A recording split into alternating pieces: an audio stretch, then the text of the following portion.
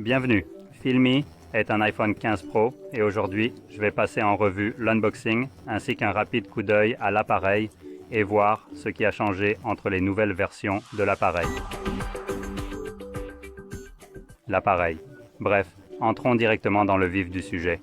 L'emballage, comme vous pouvez le constater, n'a pas changé et nous avons toujours ces jolies languettes. Je dois dire que j'aime bien ça. Cela rend le déballage beaucoup plus simple. Nous avons notre téléphone. Ensuite, nous avons un joli câble tressé, un câble de type C à type C, seul changement. Il s'agit du premier changement, qui est quasiment le seul. Ensuite, un déchet Apple pensé en Californie, produit par des enfants en Chine. Fabriqué par des petits-enfants en Chine, vous n'avez pas inclus celui-là. D'accord? Examinons l'appareil avec attention. Décollez-le et mettez-le en place. Nous avons toujours l'île dynamique, comme ils l'appellent. L'avantage, c'est que le 15 Non Pro en est également doté, contrairement à la génération précédente. C'est pourquoi... Bon, je dois dire une chose, le design a été modifié. Auparavant, les bords de l'appareil étaient un peu plus tranchants et rugueux. Maintenant, l'appareil tient mieux en main. C'est une chose minuscule, mais c'est honnêtement la première chose que j'ai remarqué lorsque j'ai pris l'appareil en main et que je l'ai tenu comme je le ferais avec un téléphone normal. Tenir un téléphone normal. Donc, oui, cela rend l'appareil un peu plus agréable. Passons maintenant aux spécifications. Commençons par l'écran. Il semble que les bordures soient devenues encore plus petites de nos jours, mais ils n'ont toujours pas supprimé cet affreux petit îlot dynamique. C'est comme un pansement sur un problème qui, au lieu d'être résolu, a été mis en place et dit « oui, c'est réparé, c'est cool ». Bref, passons aux spécifications. L'écran est un écran de 6 pouces et 1 pouce. Il fait 11,79 pixels sur 25,56. C'est donc un écran de 1080 pixels. Un peu plus que cela. Il s'agit d'un écran OLED LTPO Super Retina XDR. En termes simples, il s'agit d'un écran OLED avec un taux de rafraîchissement de 120 Hz. Whoop de doux. Apple a résolu le problème. C'est beaucoup plus simple et plus digeste pour une personne normale qui regarde cette liste de specifications et qui essaye de comprendre ce qu'est le LTPO Super Retina XDR. Ils auraient dû s'en tenir à l'appellation sans le R et le XD parce que c'est sérieux. Maintenant, passons à des informations un peu plus utiles sur l'écran. Il atteint une luminosité maximale de 2,0 nits, ce qui signifie qu'il est incroyablement lumineux, ce qui est une bonne chose pour un appareil. En particulier lorsque vous l'utilisez à l'extérieur et qu'il est très lumineux, cet appareil sera l'un des plus faciles à voir en plein jour, à la lumière du soleil. C'est donc une bonne chose. En ce qui concerne la batterie, sa taille est franchement dérisoire. Il s'agit d'une batterie de 3274 mAh. Pour un appareil de cette taille, je me serais attendu à une batterie de 4000 mAh. Je trouve que c'est plutôt faible, personnellement. Mais pour me faire l'avocat du diable, je pense qu'Apple a tendance à limiter l'utilisation de la batterie sur l'appareil en se basant sur le logiciel. Cet appareil aura donc une assez bonne autonomie, même si la cellule de la batterie est plus petite. Imaginez maintenant ce qu'ils auraient pu faire s'ils avaient inclus une batterie de 4500. C'est époustouflant. Ce serait probablement l'un des appareils qui durerait le plus longtemps, mais ce n'est pas possible car il est conçu pour l'Apple 15 Pro Max. Quoi qu'il en soit, cet appareil est équipé sans surprise d'un chipset Apple A17 Pro. C'est donc le plus récent. Le changement majeur est qu'il prend apparemment en charge le ray tracing car c'est ce qui nous tenait à cœur d'avoir le ray tracing sur l'appareil.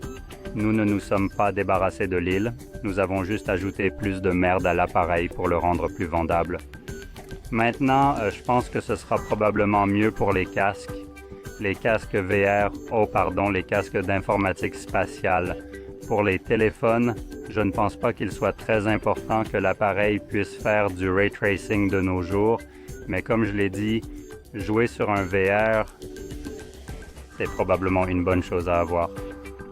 Cela sera donc intéressant à voir une fois qu'Apple abandonnera l'appareil à $3 500.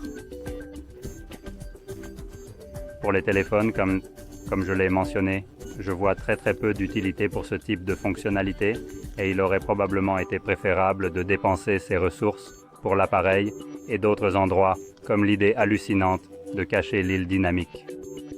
C'est juste une réflexion à haute voix. Je ne suis même pas en train de rédiger ce texte Apple, vous pouvez donc l'utiliser. Quoi qu'il en soit, passons à autre chose. Nous avons 8 gigaoctets de RAM intégrés dans l'appareil avec 128 gigaoctets de stockage. C'est la version de base, la plus basse, et elle peut aller jusqu'à 1 teraoctet. Pour être honnête, cela peut être énorme et il y a de quoi plaisanter. Quoi qu'il en soit, les disques durs NVMe sont extrêmement rapides, ce qui permet de réaliser des enregistrements en qualité 4K ou de modifier facilement des vidéos sur l'appareil. Les performances exceptionnelles de ces disques garantissent une expérience sans aucun problème. Passons maintenant aux caméras. En ce qui concerne les caméras, nous disposons d'une triple configuration, dont la principale est un capteur large de 8 mégapixels à 1.824 mm, suivi d'un téléobjectif de 12 mégapixels à 2.877 mm et d'un objectif ultra large de 12 mégapixels à 2.230 mm avec un champ de vision de 120 degrés. Avec ces caméras, vous pouvez prendre 4060 images, maximum 30, 25, 24 sont également disponibles, et la même chose vaut pour le 1080p, mais le 1080p a l'avantage d'avoir 120 et 240 mouvements lents. Oh, c'était une liste rapide des spécifications des caméras. Maintenant, retournons le devant et nous avons une autre caméra juste ici, et c'est une caméra de 12 mégapixels avec un objectif large de 23 mm. Et voilà, en termes d'enregistrement, c'est la même chose qu'à l'arrière avec 4K et 1080p. Il manque juste les 240 Hz ou les 240 images par seconde au ralenti, mais il y a toujours les 120. Donc, rien d'autre à dire. J'essaye de voir si j'ai oublié quelque chose, mais... Oh, les vitesses de chargement. Je n'ai pas encore abordé ce sujet. J'ai mentionné la taille de la batterie. En ce qui concerne les vitesses de chargement, il est annoncé que votre appareil atteindra 50% en 30 minutes et sans fil, avec une sécurité maximale de 15. Il est juste indiqué qu'il le prend en charge, donc 15 watts sans fil avec une sécurité maximale, et 7 watts et demi sans fil pour le chargement en mode G, parce qu'il s'agit apparemment de deux normes différentes, même si elles fonctionnent fondamentalement sur la même base, si je ne m'abuse. L'une d'entre elles est une technologie propriétaire d'Apple qui est protégée par des droits d'auteur. Donc voilà, c'est le pas si nouveau, tout nouveau iPhone. Donc comme je l'ai dit, pas grand-chose de plus n'a changé en fait. Comme je l'ai probablement passé sous silence, nous avons maintenant un port de type C. Il n'est donc plus nécessaire d'acheter les câbles certifiés par Apple. Nice. Now just that being said, not like Apple did it because they wanted to, like they claimed on the, WWDC that they had. Ils l'ont fait parce que l'Union européenne est intelligente et les a forcés à le faire. Donc, s'ils avaient pu, ils ne vous auraient évidemment pas donné le type C parce qu'ils font beaucoup trop d'argent en vendant aux gens la location réelle ou en fait un laissez-passer pour vendre des produits certifiés. Apple maintenant, ils n'ont plus la possibilité de le faire parce que I can use this cable and it will work just as well. Que ce câble, allez savoir.